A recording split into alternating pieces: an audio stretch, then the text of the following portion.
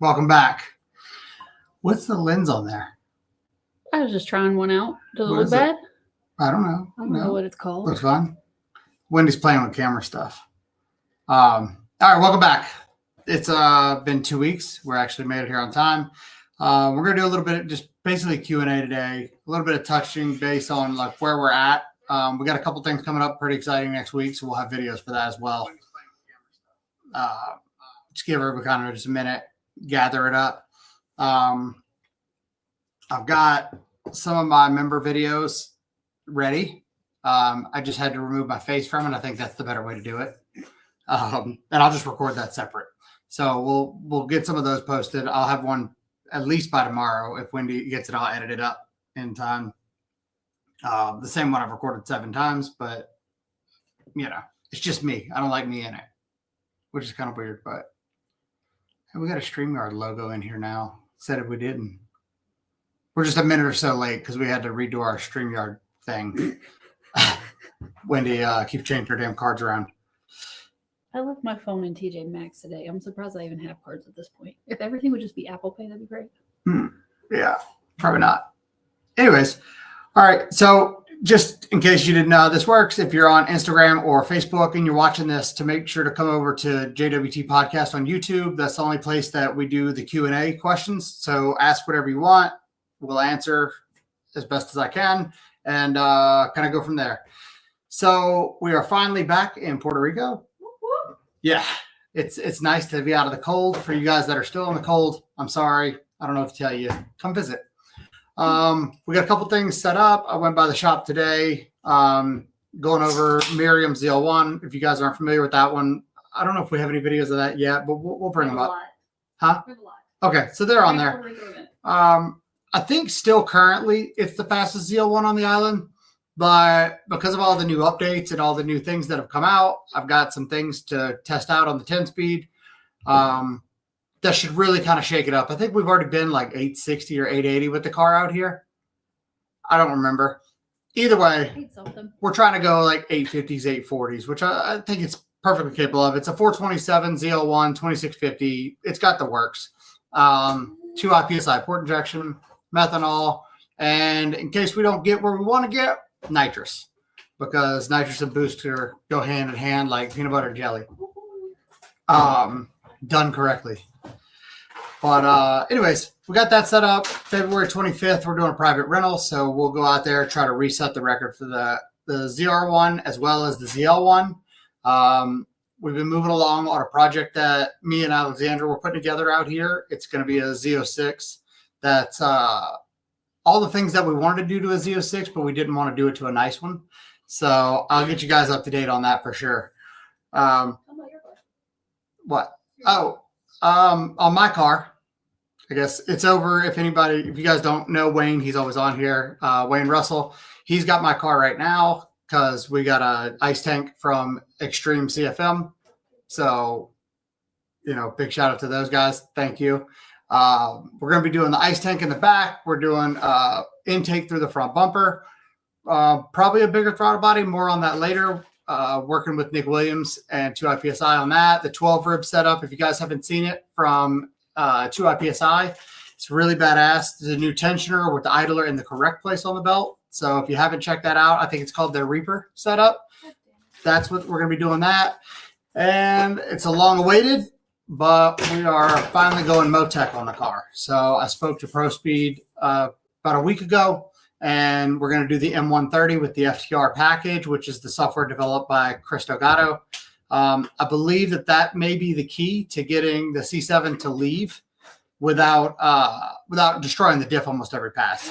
So if you guys have heard me talk about it, basically instead of just launching the shit out of it in second gear and just snatching it off the line, what the FTR allows is complete engine control. So we'll be able to stage it up and then build an RPM curve, and the Motec will make sure it follows that curve.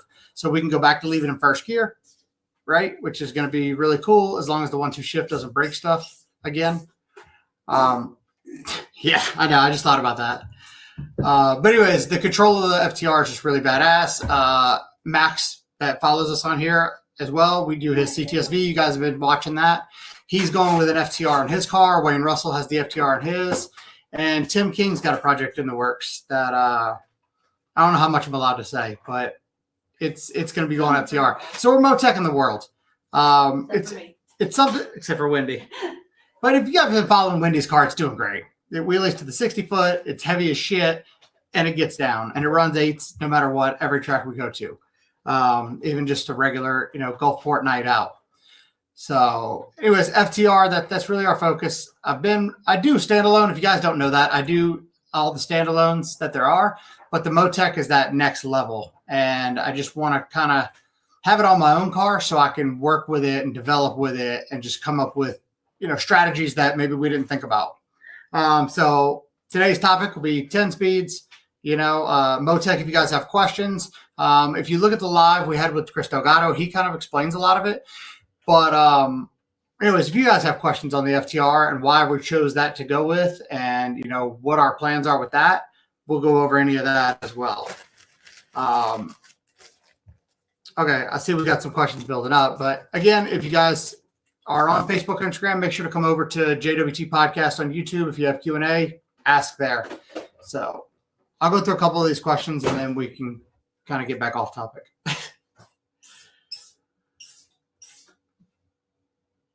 I look well rested because I'm finally home and in a bed and not staying in a camper or a hotel room.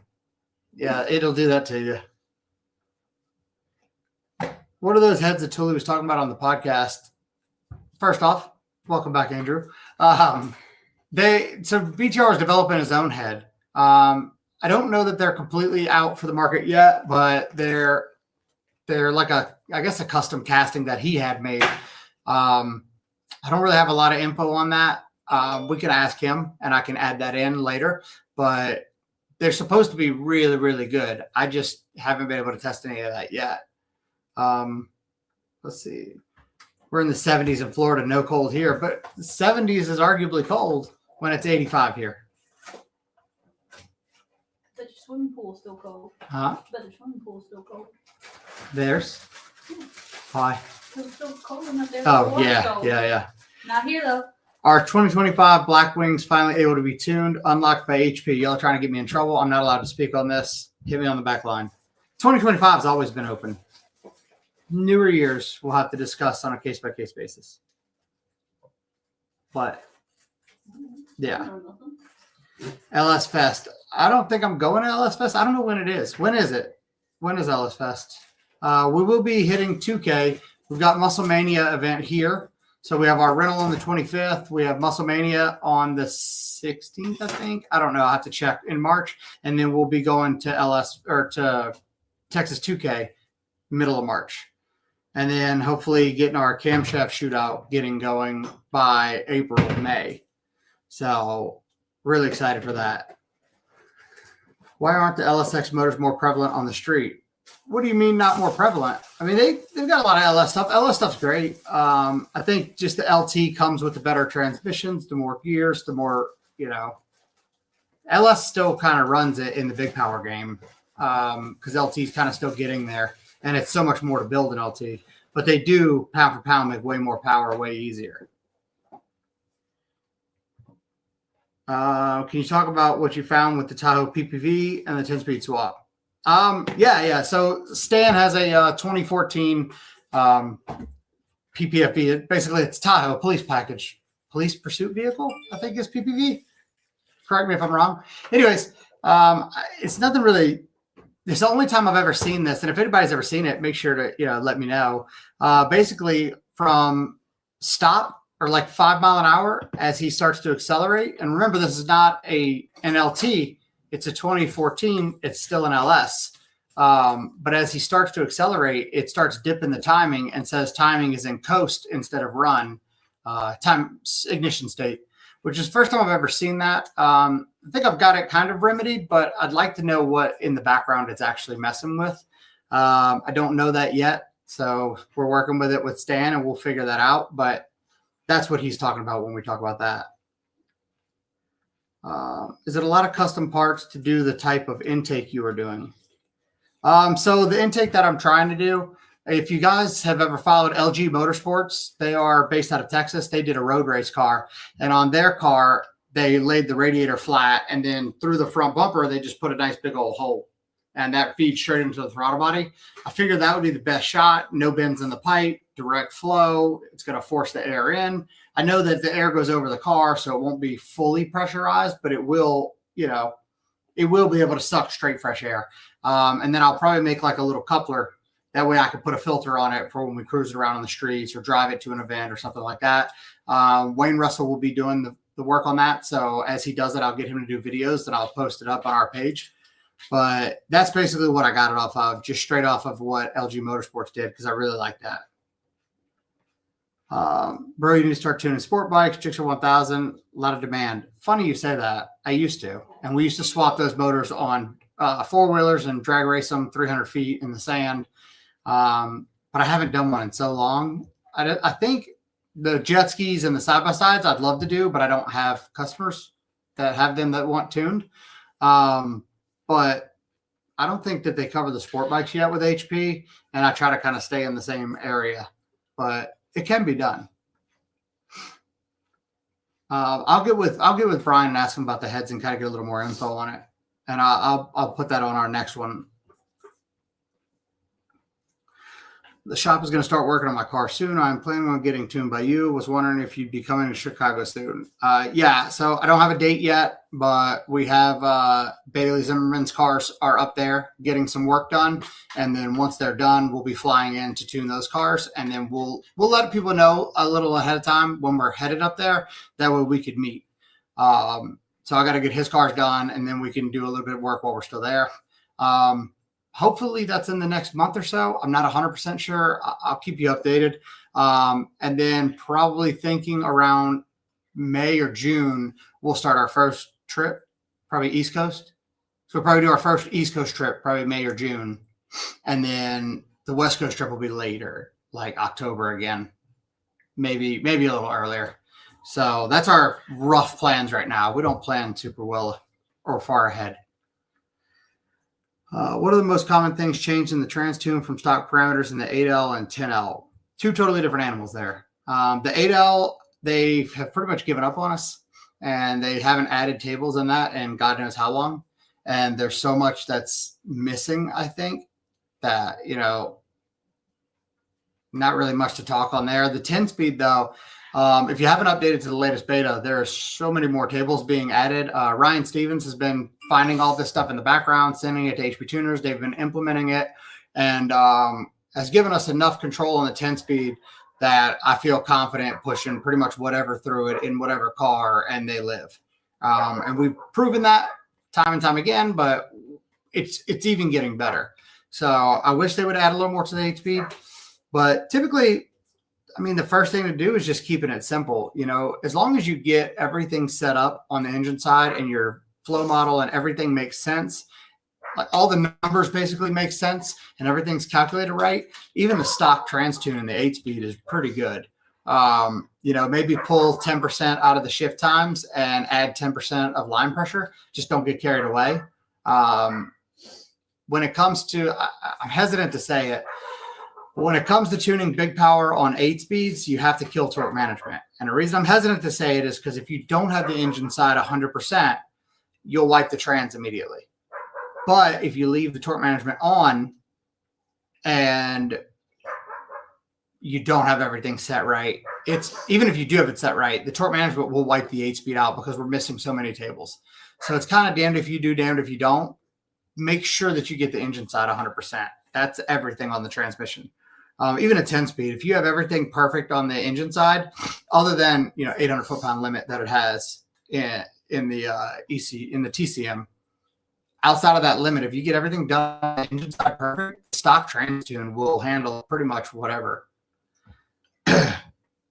New follower here, fixing to order HP tuner. Need your advice on where to start. What school course to take, or would you be willing to teach me? Of course, I'd pay for your time.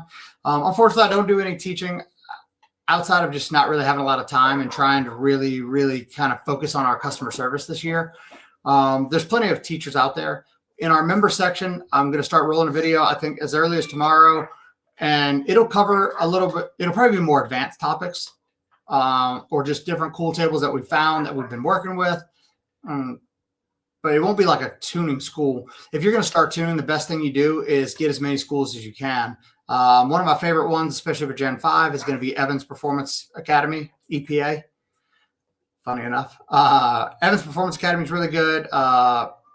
They have the Elite Tune School. They have the Tuning School. All of them. I do as many as you can. I would probably start with Evans Performance Academy just because it's had the most in-depth information, and just the way that they teach it I really like. But outside of that, unfortunately, we don't really do it. But we do these Q&As, so if you have questions, or if you're part of our silver and gold member and you're starting to tune and you have issues with a tune file, which I had one today, came in. Guy said he had a 7,000 RPM limit issue. He's shopping Australia. They couldn't figure it out. They sent me the file. I checked. He's part of our gold member package. So I went ahead and just updated it, fixed the 7,000 limiter for him, sent him the file back. So, at least you have that, where when we were coming up, we didn't have somebody we could ask. So at least I'm trying to have that resource there. That way, if you have issues and you want to ask a tuner and don't want somebody that's going to try to, make fun of you, we have that option now. So you can ask, and if I don't know the answer, I'll tell you I don't know, and I'll get with somebody else and I'll ask them, and we'll figure it out together. So, but all the tuning schools you can take there's not a negative to it. You can take everything in and just decide after testing what you want to use. In the upcoming cam shootout, are you also testing heads? It would be really interesting the difference between ported LT1 versus ported LT4. So we are going to be doing, I think the way that he's doing it is a stock LT4 head, no port, no valves, no nothing, just how they come. And then we're going to be doing a head that has just a valve job. I don't know if we're going to get into the ported heads or not, because remember, this is already going to take us about a week of our time just getting this data and making sure that we're doing it the right way. But I think that even from the regular LT4 head to the valve job, I've seen as much as like 60 to 80 wheel on just a valve job. That's, I guess, banked on just how bad the valves were factory, the valve job, and just surprising that. I think that's where most of the power is coming from is, even if you look at our GPI episode that we did, the podcast, they had said everything, all the power gain is, within 1 inch of the valve surface, the sealing surface. So maybe not ported heads, but at least a valve job. Ported Maggie 2650. Let's talk about them in LT4, DSX Oxla, ported head, stage 2, non-ported direction. What numbers can I expect? That's going to be based on pulley. Obviously you have enough injector, you've got enough everything else. The 396 low side is typically going to tap out around 950 wheel. If you have meth, that will get you a little further, but I don't see that in your list here. But you can make upwards of 1,1300 with that. It just depends on, how much pulley you want, what fuel you're running, things like that.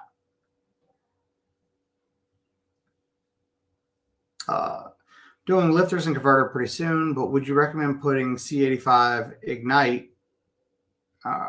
C85 Ignite, this thing's in my way. Whatever race gas you think is best on stock LT1 fuel. I'm trying to change from pump E85. The benefit would be C85. We've got to add about 5% more fuel to the table overall because it has a small bit of NVE, which is it's like a nitro. It's not nitro, it's like it. So that's what I would do. I don't know that the stock LT1 fuel is going to go that far. I usually go to the LT4 fueling when I start running like a straight fuel like that, because you do need more fuel for it. C7 Maggie 2650 or F1894. Even if the F1894 made more power, which it usually doesn't, it depends if your belt even stays on. I've just had nothing but issues on the Century blowers on C7s. Camaros, it seems to be fine, but on the C7, it seems to be nothing but belt issues. Intercooler issues are the next to follow. It just seems like the Maggie is much easier, makes a much broader power curve. That's just my opinion. I think from a roll, an F1X maybe would be better. But again, that's if your belt stays on. Or just get an M6, problem solved, easy. Only because I like you, I'm not going to comment on that. Can you tune coyotes? People do business with people. I do not tune coyotes. I have had Rob Schumacher or Dylan Merkel help me with both of those.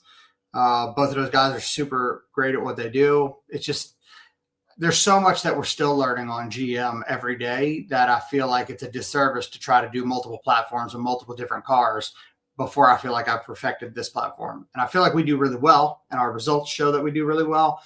But I know there's more, and I like to just stay in my lane. All right. 1221 Logistics, thank you for the donation. I appreciate that.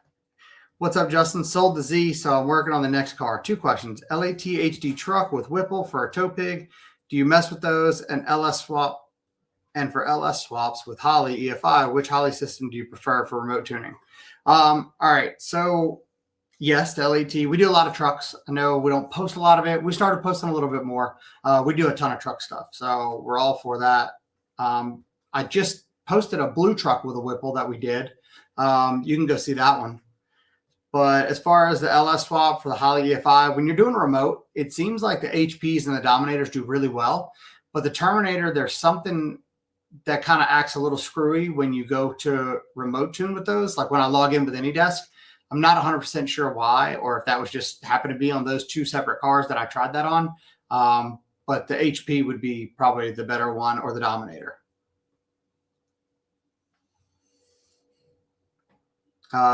Gabe says we're going to do ported heads as well. So for the cam shootout, we are doing some ported heads. We need someone to send us another set of LT4 heads to test with. What kind of heads? Do we need stock, ported? What do we need?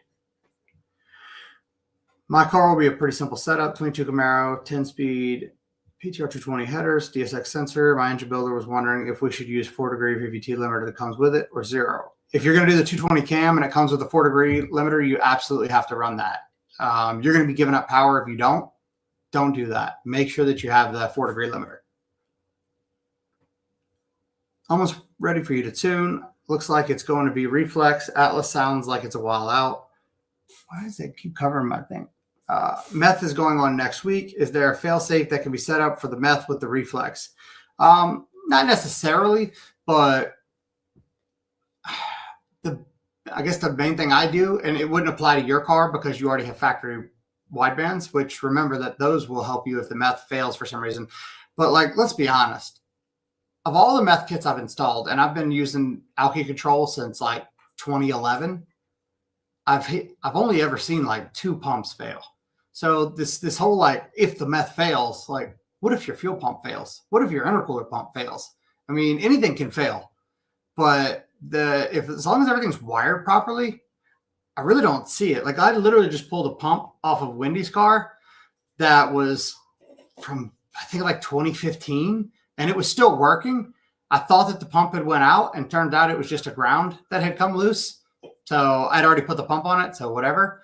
But that's not really a common thing. As long as everything's set up and wired up right, those Alky Control kits are very robust. And people are like, oh, it's not super, fancy and feature. So what? It works. It doesn't fail. But outside of that, you have factory widebands, so I wouldn't really sweat that. For like LS cars that, or LT cars that don't have factory widebands, we usually hook the wideband to the reflex. And that way, if for some reason the fueling goes off, the reflex can automatically add the fuel to try to, save you. In the LS cars, we would just, put a temp sensor, move the temp sensor, spray on the sensor. And that way, if we don't see the temp drop, we can pull timing and add fueling that way. There's tons of ways to do it. But like I said, for your application, I don't think there's really a problem with that. Make sure you get the trunk tank too, which I think that's the only one they have for that. I know you have a broad scope of shops countrywide. Is the aftermarket sales slowing down? I heard people not spinning like they used to. I will say the last few months have been really slow, but we're used to that. Like November, December, January, we're usually pretty slow. February, it starts to pick up, which it seems like it's starting to pick up. And then March, everybody's pretty much full back. I don't think that that's like anything different this year. It's about as slow as it normally is this time of year. Yeah. Yeah, that's just seasonal because of our job. Yeah, it's just because you don't have to have race cars and you bought everything for your kids for Christmas and, people don't have no money left. When we be in Chicago, I'll let you guys know on Chicago. I don't know yet. We're waiting on the cars to get done and go from there. What's up, Chuck? We'll be inspecting the Whipple this weekend. So, Chuck, if you guys haven't seen, appreciate the donation, by the way, Chuck. Chuck broke the record again for Global B Truck. He's, I think he went 940 in two-wheel drive because we had an issue with one of the front right axle. I think it was the front right axle. And it would pull timing and act all kind of crazy. So he just went to a two-wheel drive, made it all the way through sick week, went 940, which is crazy. But he has a 3.8 Whipple, which is not, I think that kit is available, but it's not like a kit for the truck. He actually made all his own pulleys and brackets and built the hot rod kit to work on his truck, which is awesome. But we're just trying to kind of see how that blower fared with all the abuse that he put it through for, Cadillac Attack and then the week of sick week driving and everything. We're also working with Whipple in our shootout. So when we do the cam shootout, we will be testing a 3-liter Whipple as well. So you'll get to see how the regular stock, 1.7 blower does. Then we'll be able to see what a ported 1.7 does. And then we'll throw the 3-liter and show you what the big blowers do. See, Andrew, thank you. Appreciate it, man. A bribe to sell that gross plaid. Think about it. Not a chance. I will tell you from this day forward, I will never not own a Tesla. And if you don't like it, I don't know what to tell you. Chances are you've never driven one because you can't tell me that you're an automotive enthusiast and you don't like the acceleration and the fun of the Tesla. But remember, we also own race cars too. So I've said this before. I would never get rid of either one of them. I like both of them for what they are. Even my little slow Model 3, it's still more fun driving around town than most other vehicles. And if I need to cut somebody off, I can cut you off. Even if you're in your race car, just think about that. Unless you're in a ZR1X, and then I might be able to jump you, but it's nice to have that. What? I would definitely keep it over all the other cars. The plaid? Mm-hmm. I Yeah. keep it over my car, and I love my car. Yeah, we're not getting rid of the Teslas. Not going to happen. Horsepower circus equals aiming for late. Okay. Yeah, so aiming for late April for the cam shootout, which then we still have to film it, get it all done, wrap up the results, post it. So, probably June before you guys actually see anything. But it's going to be information packed. If you have a set of LT4 casting, Stream CFM would port them for your shootout. That would be cool since we like working with Extreme CFM. If you have the DSX aux pump on the car before, but you also have the 2i PSI port, is there a power advantage to hook the pump to the reflex with the relay like they recommend? The benefit would be if your battery dies, you don't have to go under there and manually unplug and plug in the DSX box to get it back working. So reliability. Outside of that, the only real advantage is that I can build a ramp to bring the pump in, so you're not just over pressurizing the factory pump and making it drop pressure. Because if you just put a bunch of pressure, the factory pump will turn down. So we could just kind of bring it in and make them, smoothly work together, I guess is the best way you'd say it.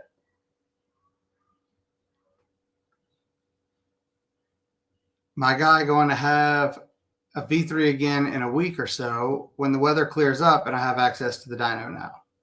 Oh, okay. Nice. You got to get rid of that cold weather. I don't know how y'all deal with that. It's terrible. What's the fastest C8 you've tuned so far? I don't know because they never really go to the track. I did a couple of them on just E85 and they've been 10.7, I think. But none of the turbo or supercharged ones I know that I've done have been to the track. So not really sure, unfortunately. How many is that one in Tennessee? Yeah, probably the one in Tennessee. That thing was pretty rowdy with a Magnuson on it.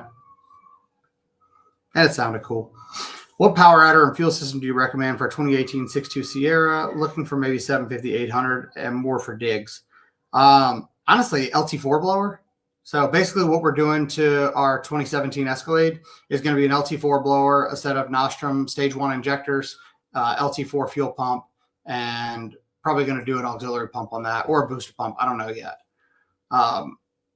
But that's kind of the route I would go. Mostly I think we're also going to do the LT5 cam. I've said this before, but it's just because we don't really want the chop as much, but we also want a power curve that's this big. So when we're towing things, it has power the whole way. LT5 cam, so we don't have to run the DOD. It's the same as an LT4 spec, but with the DOD. And then we're going to try to get them to grind the fuel lobe on the LT5 cam.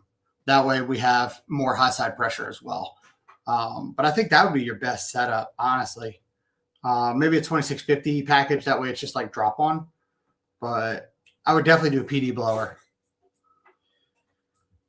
I feel like the Whipple 3.0 should be faster than 2650, but it seems like they can't be pushed as hard. We don't know yet. And I've talked to Dustin from Whipple, and he claims that the issues they had early on are corrected. So, as we see it, as we test it, I'll be posting it on our pages. I have a couple customers that do have them, but it's mostly the trucks that have them right now because I think the fitment on the car is a little harder.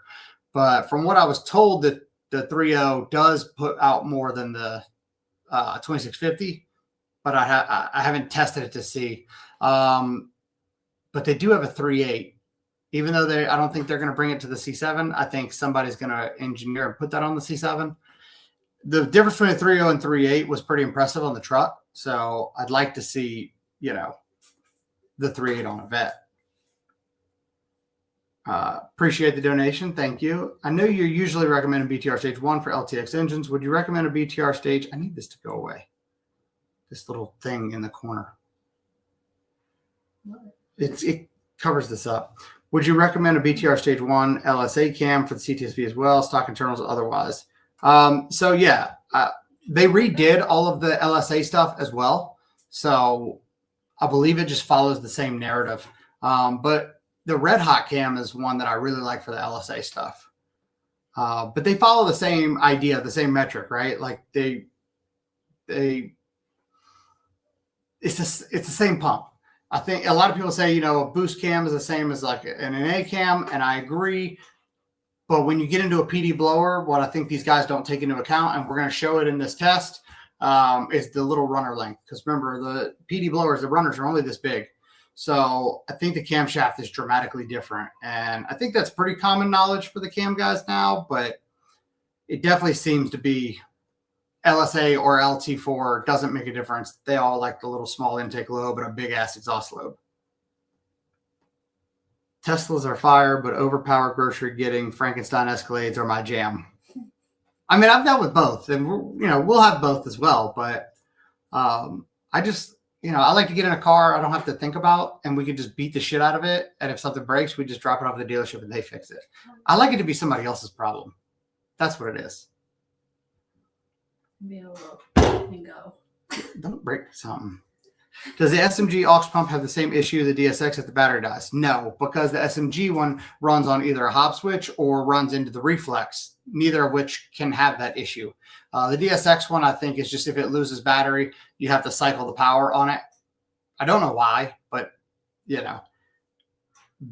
doesn't have that. I guess that's where I was going with that. Sorry.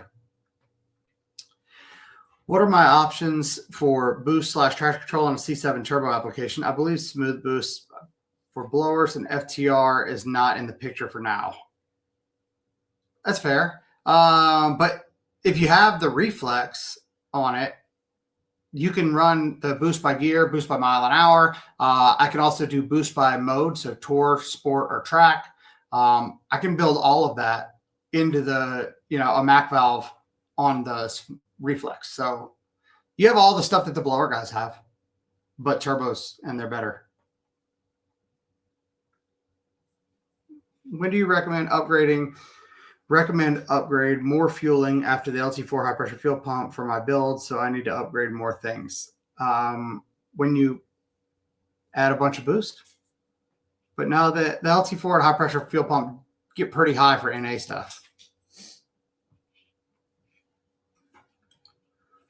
Bilal, thank you, man. I appreciate it. Thanks for the help earlier for this Saturday. Is there anything else I need to do to prep worth upgrading to the Fast Pass tune? So if you guys don't know, we do offer the Fast Pass.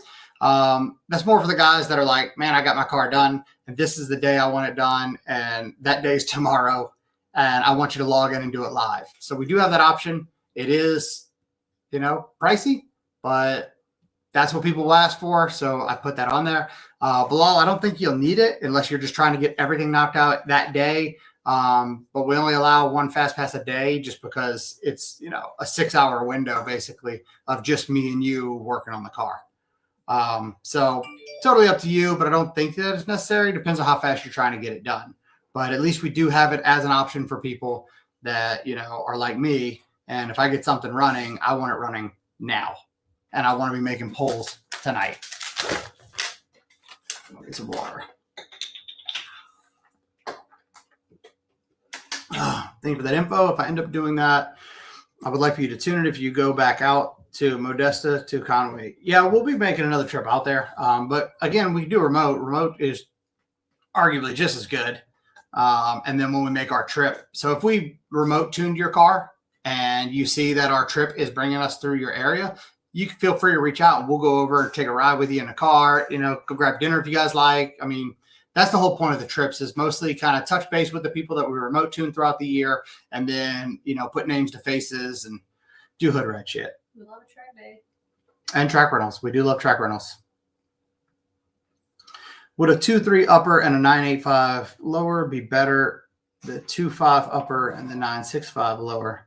And is it worth it in the long run for the longevity? I mean, it's better because it's more pulley. But typically what I try to do is like a 2.45 upper, because even with the same lower, when we run like a 9.8 lower or like a 10 or a 10.5, when we run a 2.3 upper, typically if I take that 2.3 upper off and put a 2.45, we make more boost. And the reason is the 2.3s just seem to slip all the time. And I don't know, once we go to like the 12 rib or the right idler, that's probably not going to be a problem anymore. But typically I try to do a 2.45 upper on the LT4 blowers, and then as big of a lower as we can, because belt wrap is everything. What supporting mods, cooling, etc. do you recommend for the LT4 C7Z with bolt-ons, E85, and a ported blower? Meth would be one for sure. But if you don't want to do the meth, I mean, an ice tank, you really can't get away from an ice tank. The more capacity that you have, the harder it is for it to heat up, and the longer that you can keep doing pulls without everything overheating. I've seen heat exchangers back and forth. I haven't seen a real gain on it. I think Gabe is testing out some bricks right now to see if that helps. But realistically, more water capacity, more better. That's you really can't beat that. It's the simple, effective way. Would the LT4 see more power with reliability with the 2.3 upper and a 9.85 lower than 2.5? Okay, so when you're talking about power and reliability, it really depends on the whole setup, because if you have a stock cam and you try to pulley all that, you've got a real serious cylinder compression deal that you've got to handle and make sure that that stays reliable. Aftermarket cam depends on the cam, how much it's going to bleed off the cylinder pressure. There's so much to that. It's really hard to say just reliability. Like, I've never spun an LT4 so hard that it locked up, and I've spun it probably harder than most have ever spun them. So if you're talking about from a blower perspective, I really don't think I've ever had an issue there. If you're talking about a motor perspective, it's all combo. Combo is everything on these cars. And you don't have to have crazy combos, as we showed many times. You don't need a crazy combo to go really, really fast. You just got to be smart about it and book a consultation, and we'll tell you. And then if you listen, you'll go fast. I guess I like the Tesla's American. Yeah, it's hard to beat. It really is American made. It's probably the most American car that's out there right now. We always get Dodge people that want to say something. I'm like, dude, your shitbox was not even built in America. So stop it. If we have Dodge guys in here, I apologize, but I don't. Do you always recommend stage 1 cam for LTX engine? I see some guys run stage 3 cams with heads and converter, a little pricey though.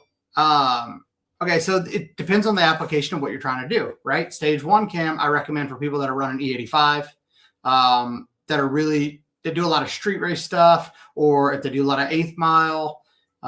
That's where I like the stage 1 cam, and that's up to about 1,200 horsepower. Stage 2, I recommend for the guys that care more about how the cam sounds. They want a more aggressive chop. Or if you've got a guy that's making a bunch of power and he doesn't want to run, a really fat tire, or he's going to run pump gas every now and then because the stage 2 bleeds off a little bit of that cylinder pressure. Stage 3 follows the same thing. You're going to make a little less power overall, but you're going to have a really cool sounding cam. So it depends on what you want and what you're trying to do with the car. I don't always suggest the stage one. I suggest the stage one for people that are looking to run a number. If you're looking to run a number, just like when we broke the Blackwing record, what we've done with the ZL1s, things like that, like all of these I do with the stage one, but we know that we need to stay on good fuel and that we've got to be careful. We've got to control the timing. We've got to control the cylinder pressure. So there's a lot more that we're doing in the tune to make all that work. But off the bat, I don't just recommend that. Would you be willing to post a map route when you are travel tuning so the followers know if you will be close to their area? I literally do that every time. I told him. Oh, Wendy told you. We do that every time. We post the map. It's usually within a few days of the trip, unfortunately. But we'll keep doing these lives and we'll talk when we are like we know we're doing our West Coast or East Coast or West Coast. We'll make sure that you guys know probably a few weeks ahead of time. And then we'll post the route. And then we alter the route a little bit depending on who's where and who we want to meet up with and what things we're doing along the way. Because, our kids are homeschooled. So, we like to stop at different landmarks and things like that. That way they can explore and see everything as well. It's got to be educational. How much are you charging for LT4 tunes again? It depends. So we've started the website. If you guys haven't seen it, it's justinwhitetoon.com. It's a little bit of a headache so far just because it seems like people don't want to take their time to pick the right stuff. But the main benefit of it is, if you got a stock car or just a bolt-on car, it'll be a lot cheaper now. If you got a more complicated car, it'll be a little more, but the price is very dynamic. And I think it's a lot more fair to the masses, right? So most people that have, simple setups aren't paying the same price as heads cam cars. We're going to let it roll for probably a couple months, make sure that, this is the route we want to go. But if people can't figure out how to click the button to what's done to their car and do it right, we may have to go back to the other method. But right now the price is all the way from $550 to $1,550. So it really depends on what's done to the vehicle. 8 likes. Yeah, come on, guys. Give us a little more likes. We're out here giving y'all the info. Anything that y'all ask, we answer. So, help us share this. I know I say that on every one of them, but if you're on Facebook or Instagram, come over to JWT Podcast on YouTube. It's the only place that we do the Q&A. But, help us spread this page. We're trying to grow it. I think we've been doing decent. We're a little over 3,000 right now. But we're going to keep bringing the videos, keep bringing the information to you, and we're going to keep doing these lives because even if the numbers aren't really reflecting it or the likes because you guys don't want to click the little button, whatever, every time we go to the track, we run into at least 4 or 5 people that are like, man, we really appreciate the info you're giving out, and that makes it all worth it for me. So I know at least we're doing good and helping a lot of people.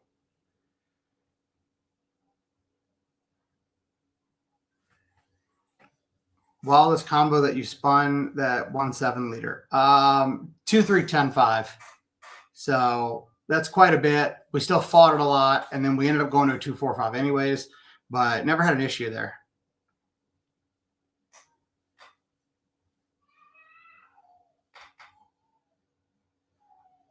It says that we only have the 1 hour consultation instead of the half hour. Do we not have that? No, they always roll into an hour. Oh, Wendy said they always roll in 2 hour anyway, so she just left it at the 1 hour. Typically, the consultations will go longer than that, actually. Sometimes they're shorter, but not always.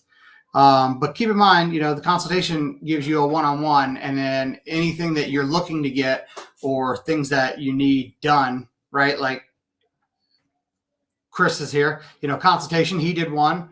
And then when we were talking, I was like, hey, check the code on your converter that you ordered. I know that there was something they had changed, and reach out to them. And he did, and they did have an update for it, and they handled it for him. So remember that, we network really big with a lot of people. So when we do the consultations, they're not just the one and only phone call. If for some reason you need another phone call follow-up, we still do it. I don't charge again. But you get access to the whole network and all the people that we work with. And if I notice something in your build, even if it's something small, we can have that corrected before you even go into tuning. That way you don't have to get the, hey, your build sucks, because that email is not fun to write, but we will write it because I'm not going to sugarcoat it. Just keep that in mind. Love the lives. Appreciate it, man. They're a little nerve wracking, but not bad. Not bad. Talk about open yourself up, right? I'm here. Anybody that doesn't agree with us can come on here and talk. The chat's wide open. And, how many tuners get on here and actually give you whatever information you ask? That'd be like 0. SS3, what's needed to run 13-1 LT1? I believe it's just to shave the heads in a 40 gasket. It'll get you over 13-1.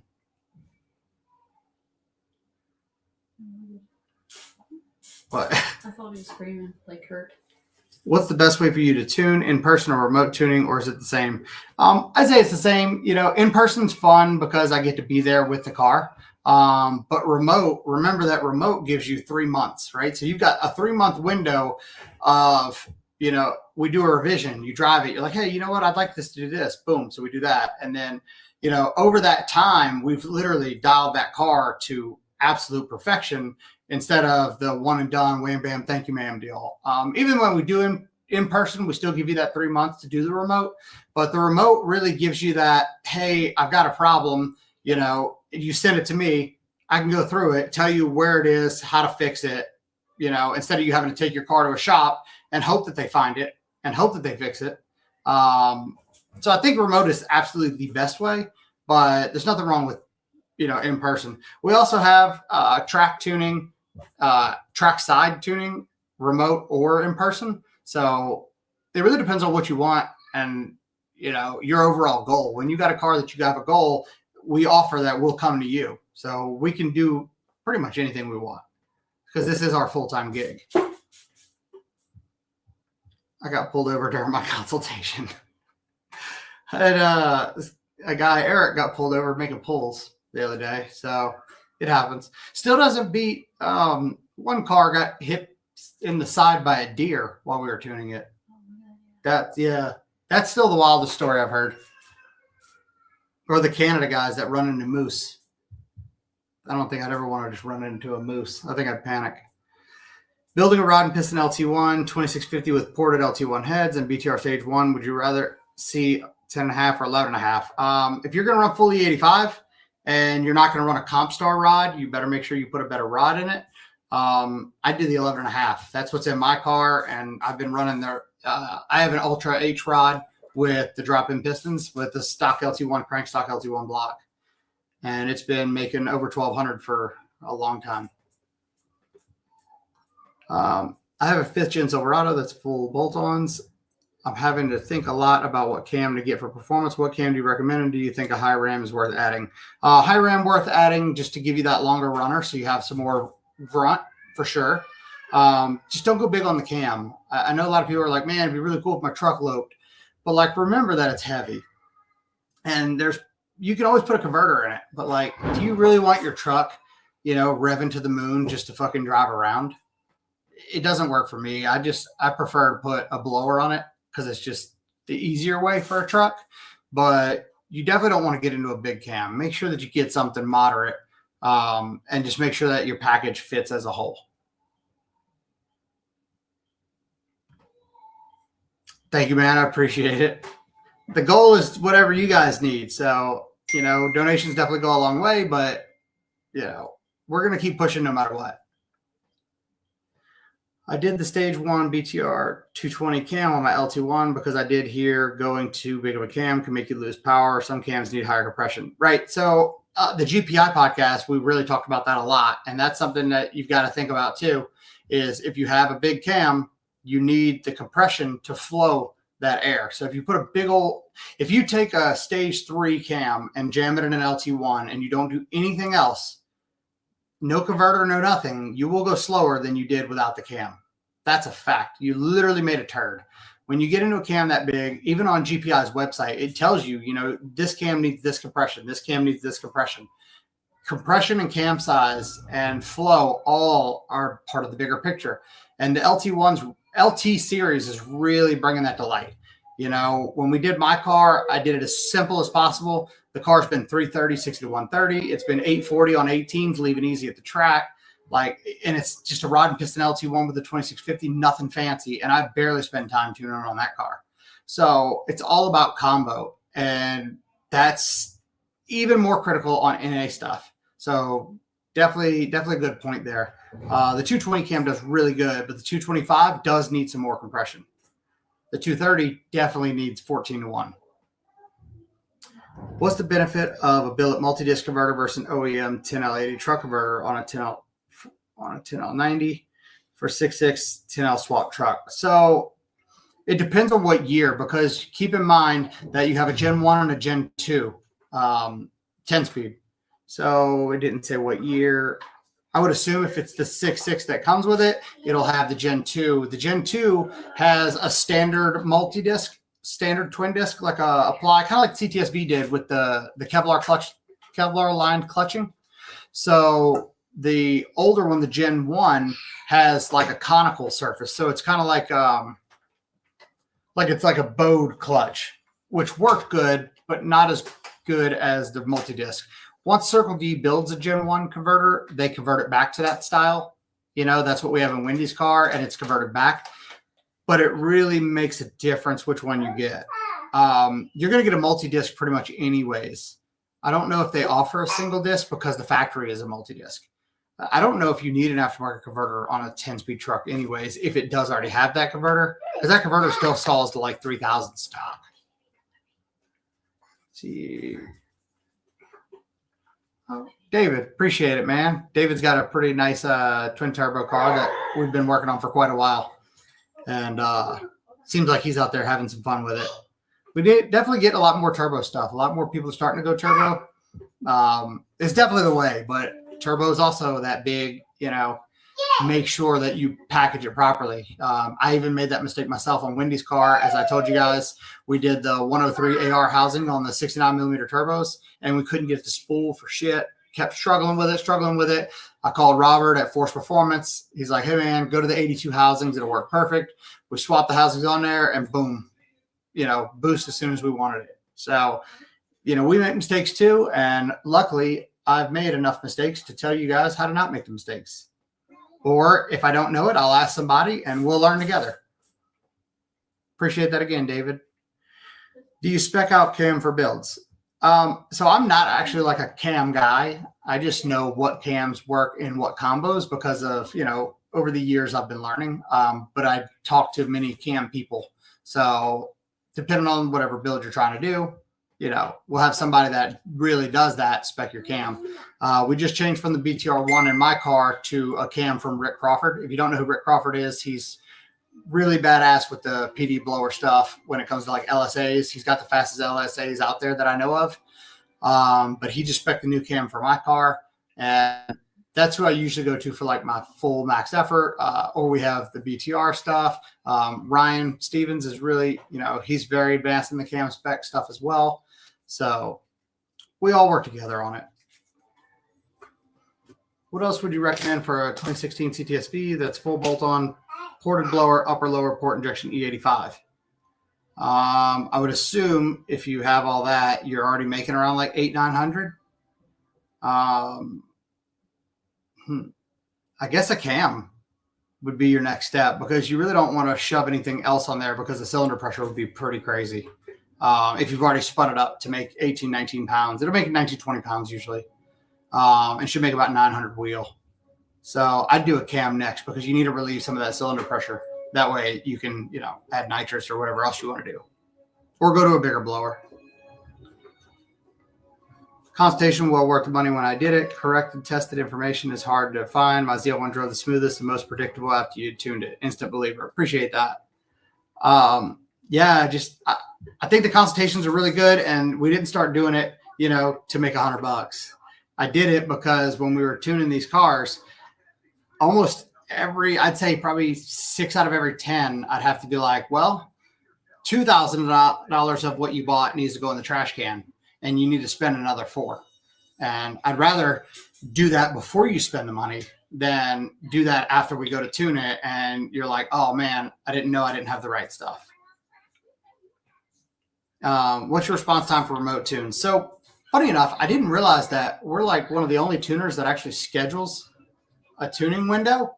So whenever you book it, basically you'll book your slot. That gives us a 2-hour window that gets us to build the file and get you rolling. And then if we don't finish that day, you do a current customer support, which is another 30-minute. It doesn't keep you on 30 minutes. It's just when I see the 30-minute windows, basically the whole day I'm tuning, I can put you in my schedule of cars that I'm directly tuning. But typically, I mean, I'd say within a day or two, unless you hit me up on Saturday and then Sunday, Monday, I'm not answering the phone because I'm with the family. I mean, I stay pretty on top of it. I don't really have like a bunch of days between. If you're on the schedule, you're definitely getting something that day, unless something comes up, and I'll usually let you know well ahead of time. Your car going to be ready for 2K? No, my car's going to be down for a little while. I've got so much that we're doing to it. I really want to bring it back out when we can kind of come out swinging with it. Now that Wendy's car's out and it's going fast, I don't want to be the slow one. I have a dry sump 2017 LT1 Gen 5. I want to swap in my 3,000-pound third-gen Camaro, keeping DI and adding port if necessary. I like where this is going. What are must upgrades for the engine? Turbo 12 to 1400. I would just do the rods and pistons. If you do rod and piston, it'll hold a turbo at 12 to 1400 pretty easily. Curious what transmission though, because I don't think the 10 speeds fit, but I know the 8 speeds do. I was told they do. PCM, custom PCM on Facebook. I think he did one. I appreciate your help. We had the issues before with my 17 V3, and you got more power, more consistency, and we had the tire problem where it was throwing StabiliTrak, and you helped after you fixed the tune. Oh, nice. Sorry, was eating Chipotle. Chipotle, come on. And try to type. Wendy's looking at me. I have a GPI stage 3. I feel it's costing me getting into the 4s, 60 to 130. Want to go over my build. What's the best to get there? That would be the consultation. Do the consultation and we can see what you have, see what needs to be changed and go through that.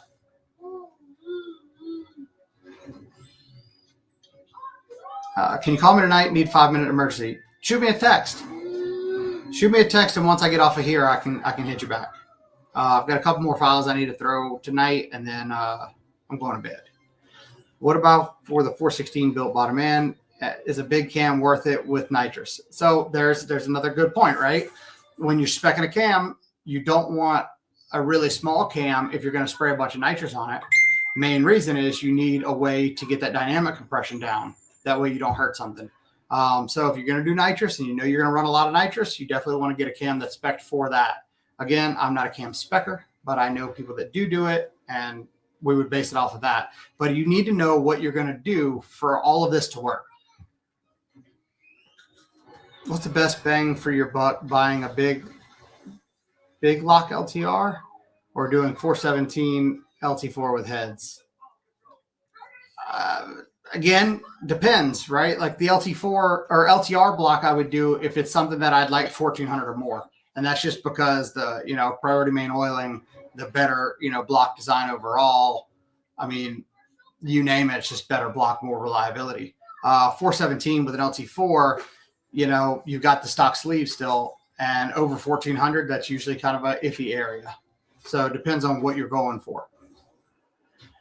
Do you think the cam I have is too big for my build, or do you think it's good enough? Because I was going to see if you could maybe spec one out for me.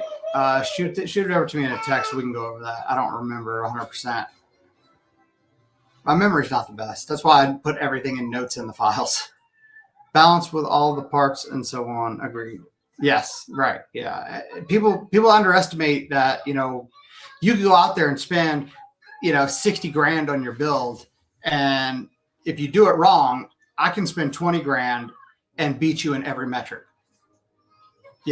so spend the 20 grand plus the $100 for the consultation and do it the right way. Got to schedule a session with you. Planning on putting a low side K-Tech dual pump setup, increase the limit on pump gas. Planning on putting a low side K-Tech dual pump setup, increase the limit on pump gas. Curious what the limit on 93 is without touching the high side and with the 2650. Depends on the cam. Because, the cam is going to give you that extra lobe lift For 93, I don't remember. I think it was like 800, 750, 800 without port and without meth. Man, I don't want to be wrong. I don't remember. Had you see or experienced any issues with the DSX LT4 idler brackets installing one on C7? Yeah. So if you're talking about the relocation bracket, when you get like 2650 and you spun it up pretty good, or even an LT4 and you spun it up pretty good, it'll actually flex. So they sell a tie bar for the front that will connect the pulleys, and it has like a piece of flat aluminum. That way it doesn't flex. So you definitely want to do that. But I think that new tensioner that 2i did kind of fixes all of that. But yeah, the DSX one, just make sure you get the front tie bracket when you're spinning the pulley up pretty good. I know it looks like a beefy piece, and it is, but it definitely moves a lot. Have you seen or experienced any issues with we did that. Oh, sorry. Took my C7 Z06 out last weekend after being in storage since October and started right up. And runs like a dream. Couldn't be happier. Thanks, Justin. And will you and Wendy be attending Texas 2K? Appreciate you as well. And yes, we will be at Texas 2K. I think that's a definite now, right? That's almost I'm good for. Because I know that those are like the same weekend. But yes, that is our. I was flying to Dallas for sure. Yeah, because I'm not taking my car. You're not? Yeah, I wouldn't either. Dallas, always something bad goes on in Dallas. Right. It's the only place my truck got broken into. Very upsetting. I'll run a Tesla. That's right. We run a Tesla while we're there. Or we just get one of Nate's cars. He's got like 10. That's true. Yeah. See? Yeah. The LSLT needs a Lund racing for the platform. Can't trust mini tuners. Keep doing your thing. While I respect what Lund has done because they are the baddest of ass, I don't know that I really like the metric because the Mustangs kind of get away with it having wide bands, and you kind of just, hey, if you have these mods, blah, blah, blah. The issue is with LSLT guys, the mods vary so much more that I don't even think that business model would be possible or profitable. Also, I've always thought like, man, it'd be cool to have a couple other tuners kind of work with me. But the panic attacks I would have trusting that somebody's going to care as much as I care, it would never work. So I don't know how well that would work, but I am trying to at least network a bunch of tuners together so we don't have issues, and you don't have tuners that are like, oh, I got it close enough. You always have tuners that are on top of it, willing to ask another to make sure that the customer gets the best that there possibly is. Appreciate it. Donation. Thank you. I truly appreciate all the help, the knowledge, the experience. Looking forward to having you help tune the truck. I may not be a race truck, puts in work and a good daily. Doesn't have to be a race truck. I enjoy the daily drivers because that's what you're in most of the time. So drivability and all of that is critical in your race car, but it's also critical in your daily. Plus, arguably, that's much better to tune since we're not chasing every single horsepower and, trying to push things to the limit. Appreciate that. No, there's a goal for 10 teal chats that has started on here. Here's another one to reach that goal. Appreciate it. It must be Wendy set that up. What? 10 teal chats? Yeah. 10 real chats? Is that what it is? What is it? Yeah, that's our goal. That's our R&D goal. Oh, okay. I didn't know. I'm sorry. Appreciate the donations though, for sure.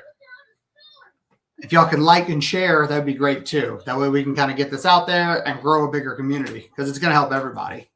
Thanks for the videos and podcasts. I've learned a ton of the videos. I appreciate the hard work you and Wendy put in. We appreciate you guys watching and, giving us ideas and commenting back and, working with us so we can bring a lot more. We're going to keep doing the podcast stuff. I think we have one left. And then at 2K, I'll probably try to get one or two done that way. But I really want to leave the podcasting to like stuff that I'm super interested in. And I think it's going to be great info for the market. I don't want to just flood the page with podcasts of stuff that, that you could tell I'm not super psyched to be there. I know that sounds weird, but did that sound right? Does that make sense? I didn't listen to what you said. Wendy ignores me. She hates me. I was answering messages. I'm the one with the ZL1 in San Antonio who's been texting you on your number. How much longer do you think we still have? And I'd like to hear more about stock cam meth stuff and its reliable combo. Okay. I can go check the text, but what specifically? The stock cam stuff does really well, but again, you've got to make sure that you have octane for it. But stock cam will make 900 all day. Not on pump gas. Don't do that. Up here in Colorado, spinning the stock bottom end 2650 pretty hard, but still only 19 psi. Added another 1,000 RPM to the blower and 120 for the year, but nitrous kit is waiting. Told you, nitrous is the way to go. Just add a little bit. It's that that little chemical, DA. But we'll definitely be stopping by and meeting up with you at some point in Colorado this year, for sure. When doing remote tuning with the Reflex Plus, how does that work? Do I data log both HP tuners and Tuner Pro in one? And do you send 2 files for HP Tuner and another one for Tuner Pro? Yes. So I'll typically probably just log in using AnyDesk to kind of help you kind of get everything going. But yeah, you'll have different files for each one. And then we just adjust as necessary. But you will log both, and I can walk you through all that as well. I'm not sure how the nitrous works. I know you told me a 200 shot. I was told that the 200 shot is really 100 low and 100 higher RPM. Could you explain maybe? So you could do it in 2 different shots, or you could just do it progressive, right? So you can hit it with 50% of the 200 shot and then branch it up. It just depends on what you're doing for traction, things like that. Or if you could just take the whole 200 off the hit, you just do the 200 off the hit. Depends on a lot of use case, really. 3rd gen LT1 swap would most likely be a Turbo 400 with close ratios and lockup. Damn. A lockup 400? That sounds pricey. Totally against, I guess I'm not, hold on, this thing's in my way again. Not totally against the 10 8-speed. Just think first gear would be a waste with those transmissions. It really depends on the control. Depends on what's controlling the engine, what's running the engine, and how much control you actually have over it. But you could always, start in 2nd or 3rd or whatever you need to do. But a 400 would probably be a lot easier. I get that for sure.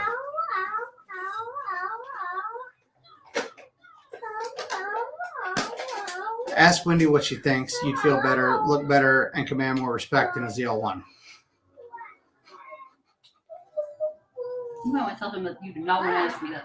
I've already tried to get a ZL1. She told me no. So there's that. You will never, only because I don't want to sit there and break the diff all the time. You will never look as cool in a ZL1 as you do in a Corvette. Yep, she said the Corvette looks better. It does. Would you say HP tuners can be used as a diagnostic tool? Yeah, that's what it is. That's all we're doing. We don't do anything but diagnostics and making things run better and more efficiently because that's the law. 68 millimeter turbo, 6 gen, 6.0 Gen 4 iron block, had truck Norris cam, hoping it'll make more power down the road, down low, and have the turbo carry the top band. Need to be wide open to spool the turbo. Should I change my cam or turbo? Need a little bit more info on the turbo. If you're doing just a 68, is it T3, T4? Is it V band? What's the AR on the housing? As far as the turbo is considered, the cam is really just going to say how fast the turbo is going to spool. I mean, that's really all there is to it. They've tested that, time and time again. Whatever it makes NA plus 14.7 pounds, it's going to make double that. Realistically, you're just picking the cam to decide how fast you want it to spool. 4L70 going to 10 speed next. Yeah, because I've never seen a 4L65 or 70 ever really live behind more than 600-700 horsepower, unless it's in a vet or something like that. But in a truck, not for sure. Not sure. Are you coming to Illinois before Texas 2K? I believe so. I just don't know yet. I don't know the dates on Chicago. It all depends on how those cars get done. Hey, amigo, what's up, Wayne? He made it finally. Looking at data logs gives stress. No, not really. Does the tap up, tap down work on trucks as it does on cars, or will I have to start a manual and shift it? Funny enough, you asked that. Did you post that? Today. Oh, I don't know. Let me see if it actually loaded. It was taking forever because the So Wendy's posted a video. We were in Houston and we met up with a buddy, Dwayne Sutton. He's got a C10 that he did. Is it considered a C10 or is it? It's an OBS truck that he did an LT1 with an 8-speed, and he actually wired a little switch on the dash so he can go down his gears. So I know it's possible. But it doesn't work the same as the cars. It does on the newer trucks, but it doesn't work on the older trucks. So yeah. But anyways, I just thought that was really cool. Watch that video. That truck it surprised the out of me. I didn't expect it to pull as hard as it did. It should be ready in 5 minutes. It'll be ready in 5 minutes. So it does. Is it a reliable combo? The 2 IPSI port stock cam package we talk about. OTP about it on the phone about it. But when I asked would I need cooling mods, you said probably. If it's a consultation talk, then don't mind the question. Oh, okay. I want to say it's reliable. If you're not an asshole, it's reliable. If you think that you're going to make 900 on a stock cam with the port injection and you're just going to beat the dog shit out of it back to back, chances are you're going to hurt something, or you're going to throw pump gas in it. You're going to hurt something. But as long as you're decently smart about it and you run good fuel, I mean, I haven't had one let go or have any issues. I've had a lifter failure after quite a while, but outside of that, that was just on an LT1 car. That's GM, that's going to happen anyways. Vet looks better. Wendy can never be trusted again. I know. The plaid Tesla loving Corvette lover. My God. Weird. LT4 2.3 upper stage 2 BTR cam, aux pump, and E40 with a non-ported blower. How much power do you think I'd make? 750-ish, if I had to guess, on E40. Yeah, probably about 750-ish. Maybe 8 on a good day, but probably not, because I'd assume if it's not a ported blower, it's still got a stock throttle body on it. And the 103 helps a lot. Bo says we need rolling anti-lag ASAP. Motec. You got to get Motec. Unfortunately, Motec costs as much as the whole car. Well, we haven't done it yet.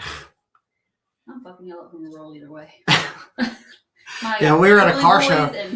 We were at a car show, and this guy was like, I guess they saw a video of Wendy's car at the track, and he's like, "Oh, I don't want to race it from a dig, but like I'll run it from a roll." And I'm like, "Bro, it's a 10-speed. You definitely don't want the roll. Like the dig is the best chance you got. From a roll, she's in power no matter what. You're fucked either way." Just thought that was funny. It's in a Trailblazer SS on low boost at the moment.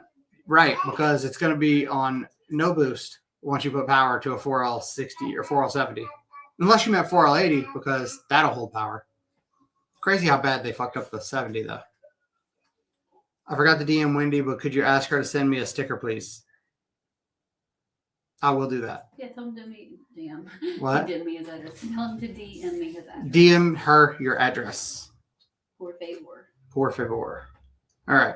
L87 cam recommendations with a 10-speed in our truck. Depends on what you're doing with it. Remember, this is all combo, right? You got to have all of the combo to be able to spec a cam or to be able to go through and figure out what you guys want. All right, real quick, if you're on Facebook or Instagram, we'll be wrapping this up shortly. Make sure to come over to JWT Podcast on YouTube. Like, share, subscribe, do the thing. Help us out. Help us help you. I'll take a few more questions. We'll kind of roll through this a little bit, and then I got to get back to tuning and get some sleep at some point. Thank God we're home. That's funny. Wendy said that about the ZL1. That's the same thing my wife said when I sold the red one. Told her I was going to get another ZL1 for the 10-speed. She said, no, Corvette looks better. See? I know. You're not getting rid of I just wanted it for reliability, but,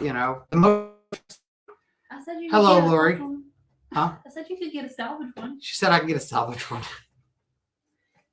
Do what I want to it. Oh, I'm debating doing the 2 IPSI port plus pulleys or a cam plus pulleys on my Z06, but not sure what I'd like to do. I mean, honestly, the first mod I did to my C7, other than rods and pistons, because, why not, was port injection, even though I didn't need it, because you get so many different extra things with the port injection. Because you get lambda control, boost control, fuel pump control, torque converter control, like so many different things we can do with it. And you're going to need it anyways. So I usually just going with it, especially if it's a Z06, because the LT4 cam is a really good cam and it makes really good power band. So that's just my opinion. She was straight gaps fools from a 60. We have seen it happen. I know. I haven't even seen it in the 10 speed, but I can imagine it's got to be pretty fucking brutal from a roll. I've tried it a few times. It's bad. Yeah. It's got to be pretty intense from a roll. All right. We'll give it about 5-6 more minutes on if you guys have any more questions, we'll kind of go through that. And then we're going to wrap up here. What upgrades would you do to a stock 10 speed if you were putting it behind the 6.0 turbo, if any? Honestly, dude, stock 10 speed up to like 800-ish. I'd say 800-ish in a truck. I would probably just leave it stock and just let it do what it does. Outside of that, I would just send it to Tim King and like we did with Wendy's and have them go through the whole trans and just do it the right way. That way you don't have to deal with it anymore. If you're on that verge of 800 to 1,000, just go ahead and send it out and have it built. Not that they won't hold it, because I've held like 1,200-1,300 on stock transmissions, but you know, it's a time game. The car is on 2 IPSI reflex with an eBoost 2 controller. I'm guessing I have everything I need for the boost by mile an hour, etc. when the time comes. What's your thoughts on CO2 control for boost? I love CO2 control, but I prefer compressed air. And the main reason is because it's getting really hard to find CO2 and there's air everywhere, right? So literally, no bullshit, don't be jacking it, but we have a Milwaukee pancake compressor that rides in the back of Wendy's car, and that's our CO2. So, you know, as long as we have a battery, we're fine. Works great. But, you know, CO2 control is obviously the best way to go, you know, CO2 or air. In my opinion, air. What controller would you recommend, the Motive Reflex Plus or the new DSX controller? For what are we talking about, Alpha? Because those are two different controllers. The Reflex Plus is for, you know, port control, or you're talking about the Atlas. And that's just two different customers, you know. In my opinion, if you're trying to run a number, you got things that you want to control. You want these, you know, different boost curves, and you want things to be run off the reflex. And, you know, I think it's great for that. I think it's great for maximizing all the power you can get. If you got a car that you take out on the weekends, you don't really go to the drag strip, you know, and you want something that's like one and done, set and easy, you know, the Atlas is great for that. But we've also gone fast with that. You know, Max's car has the Atlas on his V3, and we've been 880 with that. You know, but when you're big dog in it and you're like, hey, we want to have everything and go as fast as we can, the FTR is the one that people may not talk about it as much, but if you look at it as a price point, you know, you're talking $3,000 for a reflex, $5,000 for an Atlas, $2,500 more. You can have the Motec and, you know, ultimate control button, you know, programmable steering wheel buttons, you know, real traction control, real engine saving management. So it's all a budget thing and a use case. Do upper pulleys tax the fuel system and make it harder to run blends on 6-Gen Z01 stock fuel system? Yeah, the biggest issue I see people do is they put a pulley, they do flex fuel and a pulley, which is stupid for like your first get, because if you do a pulley, you can't run any E. So you end up making about 50 more horsepower than stock. But if you don't do the pulley and you just do E and a set of spark plugs and a tune, we can pick up as much as 100, a little over 100 wheel. So you're not spinning the blower any harder. You're not making any more heat, and you're making more power. Then you upgrade your fuel and go from there. L87 stock truck recommendations for a daily driver. But we're not doing boost. We are doing boost. We're doing an intake. We're doing a converter or not. Like I said, that's more of a consultation deal. You know, kind of we really need to get more of the details. Because you can't just be like, oh, this cam does great. Because like, it may do great for this, but if you tow a lot, that changes. Or if you go to the track a lot, that changes. So it's really important. Stock 10 speed behind LT4, Magnuson 2650. Who's the go-to for converter? We run Circle D. We've always run Circle D, and you know they've treated us really well. Mark, are you ready to help us kick ass at 2K? Of course, man. You know I'm always ready. I stay ready, so I don't have to get ready.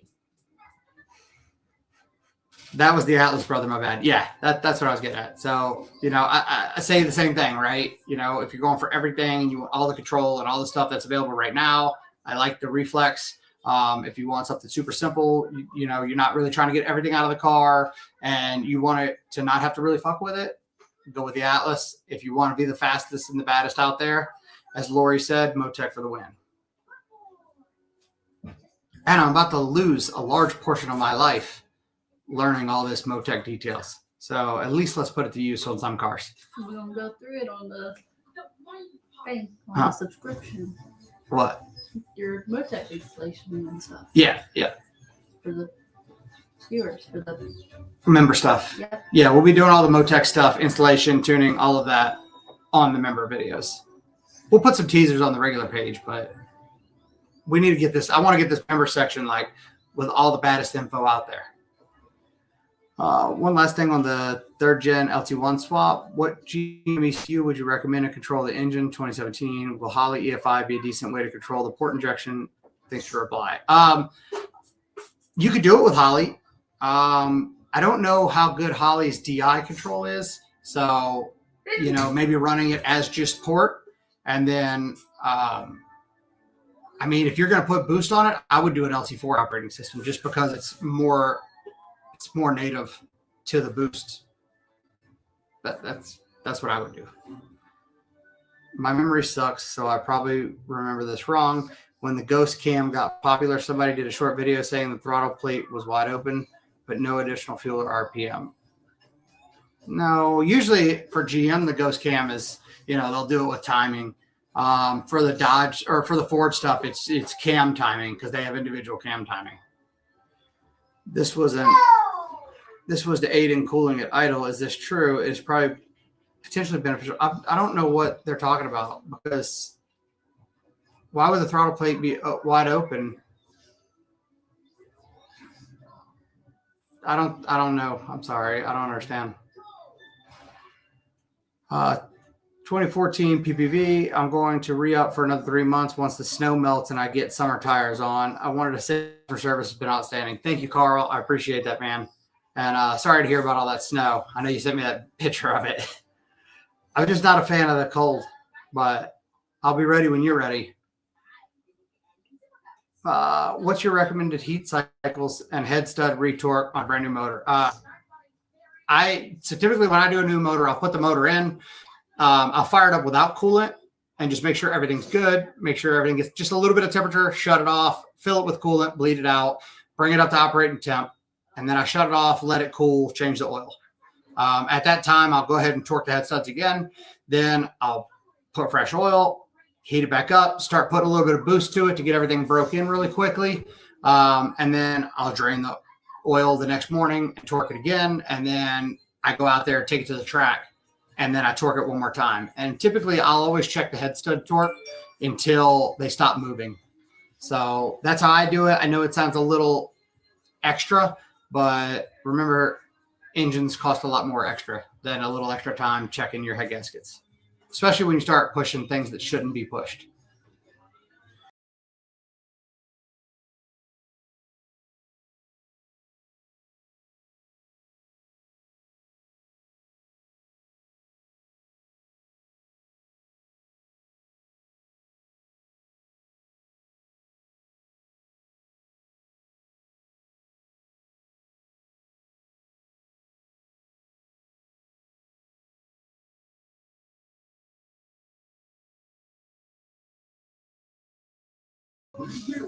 Oh, okay. Am I back? Tell you we're back. All right. She has a Mac. I screwed up. Sorry. Just installed a smooth boost and wired it into the reflex. Then saw your video showing stock ECM boost control. Do you currently have a preference between the two options for boost control? Not really. The benefit of the stock ECM one is, unfortunately, it's limited to a few years right now. The benefit was front versus rear wheel speed differential. The reflex doesn't have that. So they're supposedly going to add it, but they don't have it. That would be my only real difference. But that's also a custom operating system, so it's a little more in depth. Which do you recommend, BTR 220 or GPI SS1? If so, should I go bigger or stay with stage one on the Camaro? Depends on how much compression you're going to want to add. But I've never done the BTR versus GPI back to back, so honestly, I couldn't answer that for you. I'd have to do a little more research on it and try to see somebody that's actually done some comparisons. What's up, Pocket? How you doing, man? So with 245 and 96 is a good setup. I mean, yeah. Those wheelies in Wendy's V crazy though. John, waiting on a new file from you. Excited to get it. I knew you wouldn't be up here for a while, so just did remote. Might go back when you come into town. Yeah, not a problem. You know that. We can always meet up. But yeah, I didn't expect that. When we first did the trans break on it, we were in the Kroger parking lot at 6 o'clock in the morning, and it actually pulled the front tire in the parking lot, which was really cool. I thought I was hallucinating for a second. And then we went to the track and it was carrying the tires of the 60 foot. So luckily we have Mensers on the front. We were able to kind of tone that down a little bit to keep the front end down. But yeah, that's the first time that car's actually wheelied. So it's definitely on a good path. And we've got it really super safe and super turned down and just kind of where we can make 8-second passes back to back to back and never have to worry about it. There ain't no we. You were scared. Wendy, what? I'm not scared. I just don't want to break it. Max says, "Gang, gang, let's get it." Max's C7 is going to be nasty. He'll fill you guys in on the details as we go, but we'll be videoing it as well. He went with the FTR, the dash, the whole deal. It's going to be nasty.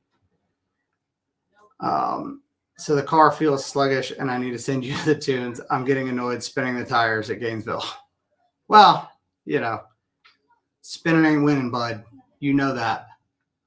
Spinning ain't winning. Oh, man. And Max reeling it in right here at the end. Thanks again, man. I appreciate that. But yeah, I think most of your stuff should be already on the way. Man, I can't wait to see what that C7 does. It's going to be like everything that my car has, but then like the better level. Better motor.